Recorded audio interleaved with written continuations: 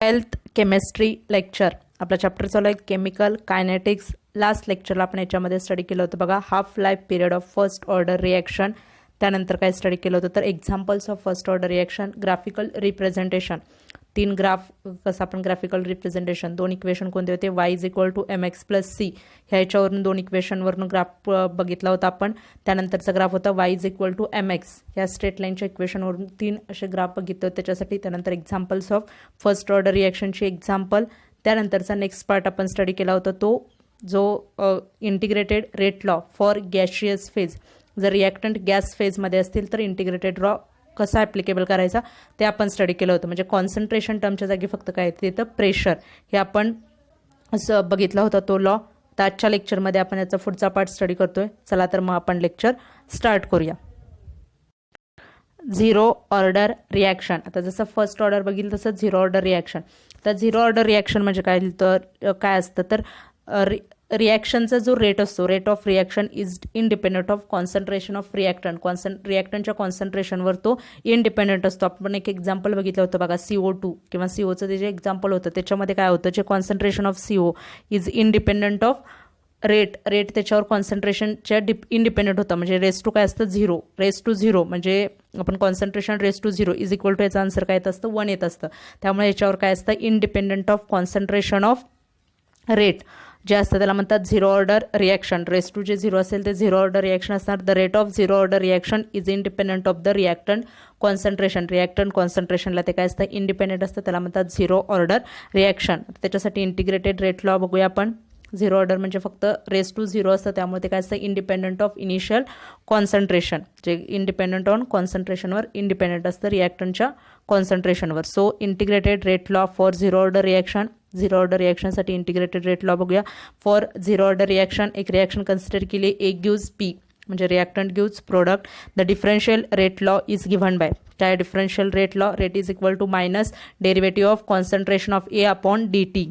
आता इथं कॉन्सन्ट्रेशन ए घे झाले, तिथं काय येईल डी टी येईल बघा, डेरिव्हेटिव्ह ऑफ टी जो आपण फर्स्ट लेक्चरला बघितलेला rate law, derivative instantaneous rate लॉमधला, minus derivative of concentration of reactant divided by D T in time interval. तेवढ्या टाईममध्ये किती रेट किंवा रिॲक्टंट किती डिक्रीज झालेत ते आपण डेरिव्हेटिव्हनं दाखवतो. डेरिव्हेटिव्ह त्याच्यातला जो चेंज आहे तो. So derivative of concentration of A divided by काय येईल डी टी किंवा K is equal to A raise to zero, concentration of A raise to zero. मग आता A raise to zero is equal to काय येतं 1 येतो. So ही पूर्ण value काय येते आपली 1 येणार. मग के इंटू 1 काय येईल आन्सर तुमचं केच येईल. मग काय येणार बघा, रेट इज इक्वल टू, इथं फक्त करेक्शन करा बुकमध्ये ते चुकीचं, इथं काय येईल डी टी येईल. So rate is equal to minus derivative of concentration of A upon D T is equal to K into concentration of A zero. मग ए झिरो म्हणजे काय असणार 1 असेल, कारण रेस टू झिरोची जी पॉवर असते त्याचा आन्सर काय येतं 1 येतं. तुम्हाला रूल्स माहीत असतील ते. मग ते तर रेस टू झिरो असेल तर काय येतं 1. मग के इंटू 1 काय येणार के येईल. So rearrangement the equation. मग इक्वेशनला फक्त रिअरेंज केलं, काय केलं बघा, डेरिव्हेटिव्ह ऑफ ए म्हणजे हे जे मायनस साईन आहे ते फक्त इकडे पाठवलं म्हणजे काय होणार मायनस के होईल. आणि इथं जे डी टी आहे ते पलीकडे गेल्यानंतर काय होईल मल्टिप्लाइड होईल. So derivative of concentration of A is equal to minus K D T. मग इंटिग्रेशन बिटवीन द लिमिट्स, जसं फर्स्ट ऑर्डरला आपण इंटिग्रेट केलं तसं इंटिग्रेट करायचं. जे कॉन्सन्ट्रेशनच्या टर्म्स आहेत ते काय इंटिग्रेट होतील, लिमिट्स कोणते कोणते येतील, इनिशियल कॉन्सन्ट्रेशन म्हणजे concentration of A zero to concentration of A T, हे एसाठी लिमिट येईल. टीसाठी कुठलं येणार 0 टू टी, हे टाईम इनिशियल म्हणजे 0 टाईमला आणि after time T, 0 to T हे लिमिट टाईमसाठी फक्त काय करायचं इंटिग्रेट करायचं ह्या इक्वेशनला. हे जे इक्वेशन आहे ह्याला इंटिग्रेट करायचं, इंटिग्रेशन करायचं बिटवीन द लिमिट्स. लिमिटमध्ये इंटिग्रेशन करणार. लिमिट काय घ्यायचं सांगितलं मी तुम्हाला, कॉन्सन्ट्रेशनचं concentration of A zero to concentration of A T म्हणजे एचं कॉन्सन्ट्रेशन टीपर्यंत. म्हणजे आपलं लोअर लिमिट कुठलं आहे ए झिरो आहे, अप्पर लिमिट ए टी, आणि टाईमच्या बाबतीत 0 टू टी हे आपण लिमिटमध्ये त्याला इंटिग्रेट करणार. जसं फर्स्ट ऑर्डरला केलं तर तसंच करायचं. सो इंटिग्रेशन ऑफ बघा खाली काय लिहिणार, खाली असते ते अप्पर लोअर लिमिट येतं, वरती अप्पर लिमिट येणार A zero into concentration of AT into DA ही जे इक्वेशन आहे ते आपलं येणार concentration of D into concentration of A is equal to आता मायनस के इंटिग्रेशनच्या बाहेर तुम्हाला सांगितलं होतं फर्स्ट ऑर्डरचं इंटिग्रेशन सांगताना जो कॉन्स्टंट आणि जे साईन असतात ते काय करतात इंटिग्रेशनच्या बाहेर येतात. So minus K into integration of 0 to T हे काय झालं लिमिट आपलं lower limit to upper limit 0 to T into DT. मग आता ह्याला इंटिग्रेशन केल्यानंतर काय येतं बघा इंटिग्रेशन अप्लाय केल्यानंतर upper limit minus lower limit काय येणार आहे upper limit minus lower limit. मग इथं अप्पर लिमिट कोणतं आहे concentration of AT minus concentration of A0 ते लिहिलं त्यांनी concentration of AT minus concentration of A0 म्हणजे याच्यासाठी ह्याला डेरिव्हेटिव्ह इंटिग्रेशन अप्लाय केल्यानंतर काय येतं answer concentration of AT minus concentration of A0 आणि आता ह्याला अप्लाय केलं तर काय येणार आहे सांगा T मायनस T0 येतं. काय येणार आहे T मायनस हे लास्टचं आपलं लिमिट काय असणार 0 T मायनस 0 म्हणजेच काय येईल आन्सर तुमचं T येईल. सो हे काय येणार is equal to K into T answer काय येतं इथं तुमचं फक्त राहतं T मायनस 0 म्हणजेच काय राहणार आहे T. सो मायनस KT येतं इथं म्हणजे इंटिग्रेशन अप्लाय केल्यानंतर concentration of AT minus concentration of A0 upper minus lower limit करायचं इकडेही तसंच करायचं अप्पर काय आपलं T लोअर 0 आहे. सो T मायनस 0 काय येणार आहे आन्सर Tच येणार आहे. सो मायनस KT येईल hence KT is equal to आता जेव्हा हे जर मायनस साईन आपल्याला घालवायचं असेल जेव्हा लॉगच्या टर्ममध्ये आपण काय करतो न्यूमरेटर डिनॉमिनेटर आणि डिनॉमिनेटर न्यूमरेटरमध्ये चेंज करतो. मग इथं किती मायनस साईन आहे मग हे करायचं असेल आपल्याला हे मायनस साईन घालवायचं असेल तर काय होईल हे पहिल्यांदा हे याच्यातून मल्टिप्लाय करा म्हणजे A0 मायनस AT येईल जे हे प्लस आहे AT जे प्लस आहे सगळ्याला काय करायचं मायनसनं मल्टिप्लाय करायचं मग आपलं आन्सर येतं. मग हे जे AT प्लसमध्ये ते मायनस होईल आणि जे A0 मायनस आहे ते काय होईल प्लस होईल. सो A0 मायनस AT हे काय येईल hence KT is equal to concentration of A0 minus concentration of AT plus करण्यासाठी आपण फक्त तसं केलं. मग आता याचे units the unit of rate constant of 0 order reaction आता याचं युनिट कशावरनं कॅल्क्युलेट करायचं तर हे जे आपलं इक्वेशन आहे हे कशासाठी आलं आहे बघा इक्वेशन KT आलं आहे. मग केसाठी काय येईल डिवायडेड बाय T होईल के इज इक्वल टू हे इकडं T इकडं आल्यानंतर काय होईल डिवाइड होईल.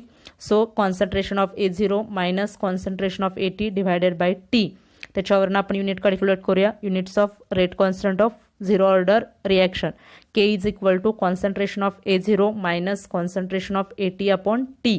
तर कॉन्सन्ट्रेशनचं unit mole per litre upon T ते युनिट लिहिलं mole per litre upon T.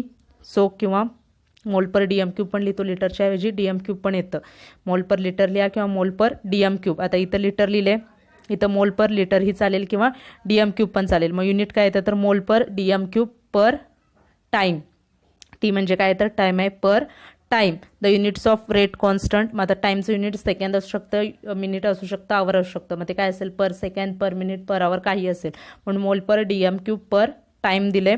The units of rate constant of 0 order reaction are the same as the rate same रेटसारखे त्याचे काय असतात युनिट्स असतात.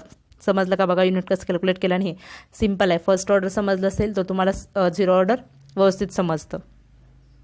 Half life of 0 order reaction जसं आपण first ऑर्डरचा हाफ लाईफ पिरियड काढला तसं याचं पण half life of 0 order reaction. The rate constant of 0 order reaction is given by equation k is equal to concentration of A0 minus concentration of AT upon T. हे equation आपण KT is equal to काढलं होतं concentration of A0 minus AT. So k is equal to काय येईल T divided by येईल k is equal to concentration of A0 minus concentration of T upon काय येईल T म्हणजे हे इक्वेशन झालं केसाठी युझिंग द कंडिशन्स. आता T हाफ म्हणजे काय करणार आहे आपण रिॲक्शनचं जे इनिशियल कॉन्सन्ट्रेशन आहे ते हाफ व्हायला जो वेळ लागतो त्याला काय म्हणतो आपण हाफ लाईफ पिरियड. मग तिथं T इज इक्वल टू काय असेल T 1/2 आणि AT काय असणार आहे तर A 1/2. आता ATच्या ऐवजी इनिशियल कॉन्सन्ट्रेशन काय असतं तर आपलं A0 असतं म्हणजे A0 आपलं काय असणार आहे तर A 1/2. So 6 point equation becomes A0 minus A0 by T म्हणजे हे जे आपलं AT असणार आहे सॉरी इथं ATच असेल AT म्हणजे इनिशियल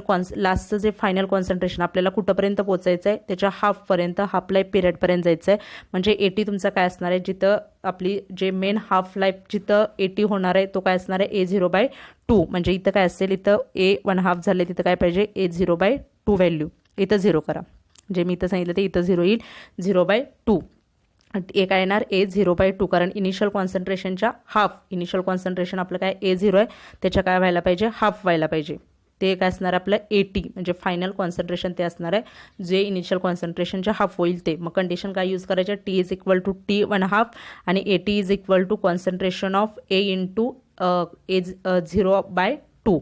मग ते आता यूज केलं बघा, व्हॅल्यू यूज केल्या k is equal to concentration of A0 minus concentration of A/2 upon T1/2. मग काय आन्सर येतं याच्यातनं, concentration of A0 upon 2 into T1/2. हे इक्वेशन हे केल्यानंतर काय येतं, concentration of A into T1/2. त्याच्यानंतर काय येणार, hence T1/2 is equal to concentration of A0 into 2K.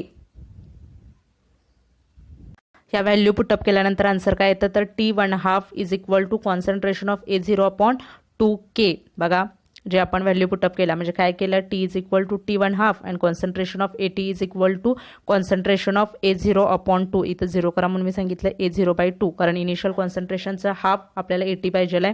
ते आपण व्हॅल्यू तिथं फक्त पुटअप केल्या. काय येतील, concentration of A0 minus concentration of A0/2 upon T1/2 is equal to concentration of A divided by 2 into T1/2 हे येतं. So T1/2 is equal to काय येईल, concentration of A0 upon 2K. The half life of zero order reaction is proportional to initial concentration of reactant. आता E0 इथं काय आलं, initial concentration आलं म्हणून काय म्हणतात, तर the half life period of zero order रिॲक्शनचा proportional to initial concentration of reactant. कशाला प्रपोर्शनल असतो, इनिशियल कॉन्सन्ट्रेशन ऑफ रिॲक्टंटला. याच्यावरून जर आपल्याला केची व्हॅल्यू काढायची असेल तर तुम्ही याच्यावरून केची व्हॅल्यू काढू शकता. काय येणार, के इज इक्वल टू काय येईल, concentration of A0 upon 2 into T1/2. फक्त हे जे इक्वेशन आहे हे इकडे जाईल आणि हे इकडे येईल. इतके ह्याच्यावरून के पण आपल्याला काढता येतो. समजलं. आणि फर्स्ट ऑर्डरमध्ये काय होतं, the half life period of first order reaction is independent of initial concentration. कारण त्याच्यामध्ये किंवा रिॲक्टंट कॉन्सन्ट्रेशनला तो इंडिपेंडंट असतो. कारण के इज इक्वल टू काय होतं, 0.693 अपॉन T1/2 हे तिथं व्हॅल्यू होती. त्यामुळे तिथं काय असतो, तो इंडिपेंडंट असतो. आणि इथं काय असतं, हाफ लाईफ पिरियड कॉन्सन्ट्रेशनला directly proportional to initial concentration. त्यानंतर आहे graphical representation of zero order reaction. Graphical representation बघा, the rate law equation gives. काय इक्वेशन आहे, तर AT is equal to minus KT plus A0. फक्त रिअरेंज करून घेतले. Concentration of AT is equal to minus KT plus concentration of A0. काय येणार, Y is equal to MX plus C. या straight लाईनच्या इक्वेशननुसार which is a straight line given by Y is equal to MX plus C. A plot of AT versus T is a straight line as shown in figure. आता काय plot केलं बघा, AT म्हणजे concentration of T AT versus time, a straight line as shown in figure. आता बघूया ते straight line कशी येते. बघा, याचा ग्राफ असा मिळतो, स्ट्रेट लाईन ह्या फिगरमध्ये दाखवले असतात. जसं आपण फर्स्ट ऑर्डरच्या बघितल्या, त्यातल्या 2 लाईन काय होत्या, पासिंग थ्रू ओरिजिन होत्या आणि स्ट्रेट लाईन, आणि एक काय होती, इंटरसेप्ट ऑन Y ॲक्सिस. आपण काय होती, स्ट्रेट लाईन होती. मग इथं कशी येते ग्राफ, तर अशी लाईन येते स्ट्रेट लाईन. जेव्हा आपण ग्राफ काढतो concentration of AT versus time, तेव्हा काय मिळतं आपल्याला, अशी ही लाईन मिळते. अ plot of graph AT versus T is a straight line as shown in figure. या फिगरमध्ये दाखवल्या असा काय मिळतो, ग्राफ मिळतो. A slope of straight line is -K and is a intercept on Y axis is A0. आता याच्यातला जो intercept असेल Y ॲक्सिसला, तर इंटरसेप्ट कसं काढलं होतं, ही जी तुमची व्हॅल्यू असते एवढी, हा काय असतो, इंटरसेप्ट. मग ही इंटरसेप्ट म्हणजे काय, A0 इनिशियल कॉन्सन्ट्रेशन. इंटरसेप्ट काय, A0 इनिशियल कॉन्सन्ट्रेशन. आणि स्लोप जो असेल तो काय असतं, -K. मग स्लोप कसा काढतात, तर ही जी लाईन असेल तुमची, तिथून असं एक ट्रायंगल काढला जातो. हे बघा, ही जी लाईन आहे तिथून असा एक ट्रायंगल काढतात आणि त्याच्यावरून त्याचा स्लोप कॅल्क्युलेट केला जातो. म्हणजे ह्याचा जो स्लोप असेल तो काय असणार आहे, तुमचा जो स्लोप असेल, म्हणजे इथं दाखवले एक असा तर स्लोप असेल इकडं काढलेला, किंवा हा असा स्लोप. हा जो स्लोप याच्यावरून स्लोप काढायचा, म्हणजे जे आपलं y2 मायनस y1 आणि x2 मायनस x1 याच्यावरून स्लोप कॅल्क्युलेट करायचा. तो जो स्लोप असेल तो काय असतो, the slope of straight line is -K. म्हणजे रेट कॉन्स्टंटचं काय येतं, मायनस साईनमधलं येतं. आणि इंटरसेप्ट ऑन Y ॲक्सिसचं काय असणार आहे, A0. हा काय असेल, intercept. The T1/2 of a zero order reaction is a directly proportional to the initial concentration. जो हाफ लाईफ पिरियड आहे झिरो ऑर्डर रिॲक्शनचा, तो काय असतो, directly proportional to initial concentration. आता एक्झाम्पल्स दिलेत, examples of zero order reaction. जसं आपण फर्स्ट ऑर्डर स्टडी केलं सगळं तसंच आहे. It follow the same examples. आता खाली एक एक्झाम्पल दिले, decomposition of NH3 on platinum metal. काय एक्झाम्पल बघा, decomposition of NH3 on platinum metal. काय, 2NH3 gives N2 plus 3H2. आता ह्याच्यातलं जे इनिशियल ह्याच्यातलं जो आपला रेट असणार आहे, आता ह्याला काय म्हटलंय, ऑर्डर, जे ऑर्डर ऑफ रिॲक्शन असणार आहे, आपण म्हणतो रेस टू ज्या पॉवर आहेत X आणि Y, याचं समेशन म्हणजे काय असतं, ऑर्डर ऑफ रिॲक्शन.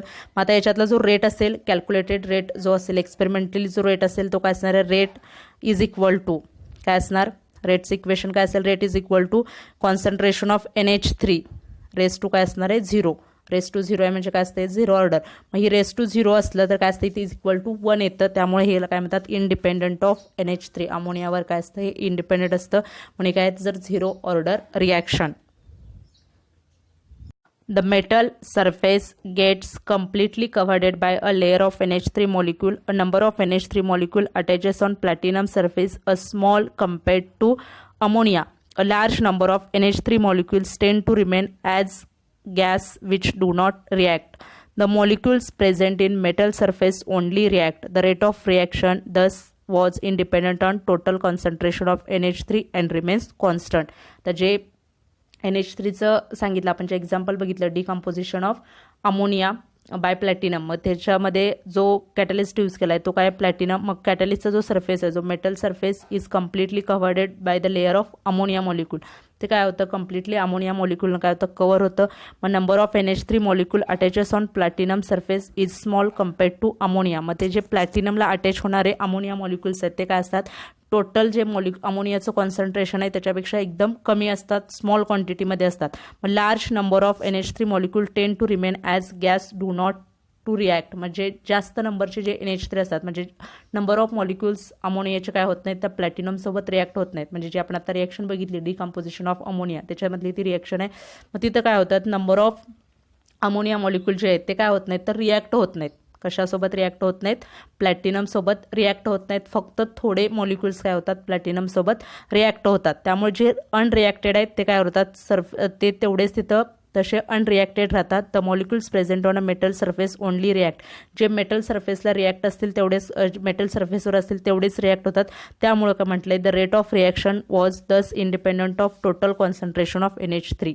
तो जे NH3चं अमोनियाचं जे टोटल कॉन्सन्ट्रेशन आहे त्याच्यावर काय असतं, ते इंडिपेंडंट अँड रिमेन्स कॉन्स्टंट. म्हणून त्याला काय म्हटलंय, तर ते इंडिपेंडंट आहे आणि कॉन्स्टंट आहे. त्यानंतरचं नेक्स्ट एक्झाम्पल आहे बघा, 0 ऑर्डर रिॲक्शनचं, decomposition of nitrous oxide in the presence of platinum catalyst. तर कोणतं आहे, nitrous oxide N2O, twice of N2O, platinum gives 2N2 plus O2. तर याच्यावर पण N2O पण सेम प्रोसिजर होईल. प्लॅटिनम फक्त जे थोडे जे येतील तेवढेच काय होतील, नायट्रस ऑक्साईड गॅस तेवढाच रिॲक्ट होईल आणि त्यामुळे टोटल जे त्याचं कॉन्सन्ट्रेशन असेल ते does not react in rate law किंवा रेट ते देत नाही. So independent of rate of रिॲक्शनवर ते इंडिपेंडंट असणार आहे. म्हणजेच रेट जर लिहायचं झालं तर काय असणार येत असतं बघायचं, rate is equal to concentration of N2O raise to काय असतं, 0 असतं. 0 म्हणजेच काय लिहितो आपण 1, म्हणजे ते 0 असेल तर शक्यतो लिहित नाहीत. म्हणतात काय, independent on concentration of reactant. त्यानंतरचं थर्ड आहे, the catalytic decomposition of PH3 on hot tungsten at high pressure. म्हणजे कॅटॅलिटिक डिकम्पोजिशन होतं PH3चं on hot tungsten at high pressure. High प्रेशरला ते होतं. ते एक एक्झाम्पल आहेत 0 ऑर्डर रिॲक्शनची. समजली, ते फक्त तुम्हाला विचारू शकतात, write the examples of first order reaction, 0 order reaction. त्यामुळे व्यवस्थित एक्झाम्पल बघायची. नेक्स्ट आहे सिडो फर्स्ट ऑर्डर रिॲक्शन. बघा, pseudo first order reaction, certain reaction which are expected to be of higher order follow the first order kinetics. Consider hydrolysis of methyl acetate. तर याची order काय असते, higher असते, पण हे काय करतात, फर्स्ट ऑर्डर कायनेटिक्स फॉलो करतात. म्हणून याला काय म्हणतात, तर सिडो फर्स्ट ऑर्डर रिॲक्शन्स. आता दिले काय example, hydrolysis of methyl acetate CH3COO CH3 plus H2O gives CH3COOH plus CH3OH. Methyl acetate hydrolysis आहे, इस्टर आहे, CH3 C double bond O CH3. मग याचा हायड्रोलिसिस झाल्यानंतर काय होतं, H2O. मग याच्यातला एक काय मिळतं आपल्याला, ॲसिटिक ॲसिड आणि दुसरं अल्कोहोल. मला वाटतं इस्टरिफिकेशन रिॲक्शन जी झाली ती रिॲक्शन आहे ही. एकामध्ये एक ॲसिड मिळतं आणि एक काय मिळतं आपल्याला, अल्कोहोल. मग हे काय मिळणार, ह्याला जर लॉ अप्लाय करायचं असेल तर द रेट लॉ इज. तर याच्यामध्ये रेट लॉ काय असतो, the rate is equal to K into concentration of CH3COO CH3 into concentration of H2O. जे दोन रिॲक्टंट आहेत, वॉटर आणि जे इस्टर आहे मिथिल ॲसिटेट, ह्या दोन्हीवर काय असणार आहे, डिपेंड असणार आहे. So rate is equal to K into concentration of CH3COO CH3 into concentration of H2O. The reaction was expected to follow the second order kinetics however obeys the first order kinetics. आता आपलं acceptation काय आहे, ही reaction काय व्हायला पाहिजे तर second order follow करायला पाहिजे. कारण हे बघा हे रेस टू काय इथं एक्स आहे, रेस टू वाय आहे, एक्स पण 1 आहे, वाय पण काय 1 आहे, 1+1 ओव्हरऑल काय व्हायला पाहिजे आपली सेकंड ऑर्डर यायला पाहिजे. पण ही रिॲक्शन काय फॉलो करते तर फर्स्ट ऑर्डर. हे रिॲक्शनची ऑर्डर काय असते तर फर्स्ट ऑर्डर असते. The reason is that solvent is present in a such large excess that the change in its concentration is a negligible compared to initial 1 और it's concentration remains constant. तर याच्यामधलं reason काय असतं याच्या पाठीमागं असं का दाखवतं, सेकंड ऑर्डर न दाखवता हे फर्स्ट ऑर्डर का दाखवतं तर याच्यामध्ये जे सॉल्वंट यूज केलंय वॉटर, कोणतं सॉल्वंट आहे water, H2O is a present in such large access. जे वॉटर असतं ते एकदम लार्ज क्वांटिटीमध्ये प्रेझेंट असतं, त्यामुळे त्याच्यामध्ये काय होतं change in its concentration is negligible. म्हणजे त्याचं जे कॉन्सन्ट्रेशन चेंज होणार आहे ते एकदम लार्ज क्वांटिटीमध्ये प्रेझेंट असतं, त्यामुळे त्याचं जे कॉन्सन्ट्रेशन चेंज होणार आहे ते काय असतं निग्लिजिबल कम्पेअर्ड टू इनिशियल. त्याचं जे इनिशियलला स्टार्टिंगला जे कॉन्सन्ट्रेशन आहे ते एकदम निग्लिजिबली काय होतं चेंज होतं, or its concentration remains negligibly change होतं किंवा ते काय राहतं रिमेन कॉन्स्टंटच राहतं. म्हणून ह्याचा रेट कशावर फक्त डिपेंड असतो तर जे इस्टर आहे मिथिल ॲसिटेट त्याच्यावर डिपेंड असतो, CH3COO CH3 त्याच्यावरच काय राहतो तर तो डिपेंड राहतो आणि वॉटरवर काय असतो इंडिपेंडेंट असतो. म्हणून हे काय करतं तर फर्स्ट ऑर्डर कायनेटिक्स फॉलो करतं.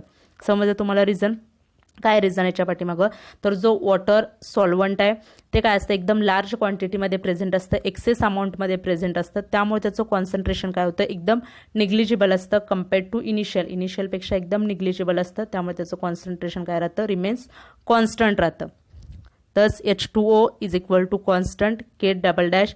द रेट लॉ बिकम्स, माझा ते त्याच्यासाठी कॉन्स्टंट काय घेतला K डबल डॅश तो कॉन्स्टंट घेतलाय, so rate is equal to काय येणार K dash CH3COO CH3 into K double dash. So K into काय येईल CH3COOH where K is equal to K dash into K double dash. हे त्याचं product असं दाखवले. सिडो फर्स्ट ऑर्डर रिएक्शन समजलं. Already इथं जर एक्सेप्टेशन बघितलं तर सेकंड ऑर्डर पाहिजे होतं, पण देतं काय हे first order. So the reaction is दस ऑफ फर्स्ट ऑर्डर, म्हणून या रिॲक्शनला काय म्हणतात तर फर्स्ट ऑर्डर रिॲक्शन. समजली का रिॲक्शन काय असतं, फक्त जे वॉटर आहे वॉटर असल्यामुळे त्याचं कॉन्सन्ट्रेशन जास्त असतं, म्हणजे ते जास्त एक्सेस अमाऊंटमध्ये असतं, त्याचं कॉन्सन्ट्रेशन जास्त असल्यामुळे जरी चेंज झाला प्रोडक्टमध्ये कन्वर्ट झालं तरी त्याचं काय होत नाही कॉन्सन्ट्रेशन काय राहतं तिथं रिमेन्स कॉन्स्टंट राहतं किंवा निग्लिजिबल त्याच्यामध्ये चेंज होतो. म्हणून हे काय करतं फर्स्ट ऑर्डर कायनेटिक्स फॉलो करतं. आता इथे खाली एक रिॲक्शन दिली आहे बघा. The reaction C12H22O11 aqueous plus H2O liquid excess म्हटलंय gives C6H12O6 plus C6H12O6 glucose and fructose. Can it be of pseudo first order type असू शकतं. ही रिएक्शन काय आहे का नाही असं विचारले तुम्हाला. सिडो फर्स्ट ऑर्डर टाईप रिएक्शन आहे का नाही. कॅन इट म्हणजे आहे का नाही असं विचारलं फर्स्ट ऑर्डर रिएक्शन. मग आता जो H2 आहे एक्सेसमध्ये म्हणजे काय होणार याचं निग्लिजिबल कॉन्सन्ट्रेशन असणार आहे, त्यामुळे ही काय असू शकते सिडो फर्स्ट ऑर्डर टाईप रिॲक्शन. कारण H2 आहे तो काय असणार एक्सेस अमाऊंटमध्ये पुढवरती तुझ्या समोर दिले पण एक्सेस अमाऊंट, त्यामुळे याचं कायनेटिक्स जो आहे ते फर्स्ट ऑर्डर टाईपचं असणार आहे. कशावर डिपेंड असेल C12H22O11 त्याच्यावर काय असणार आहे रेट डिपेंड असणार आहे.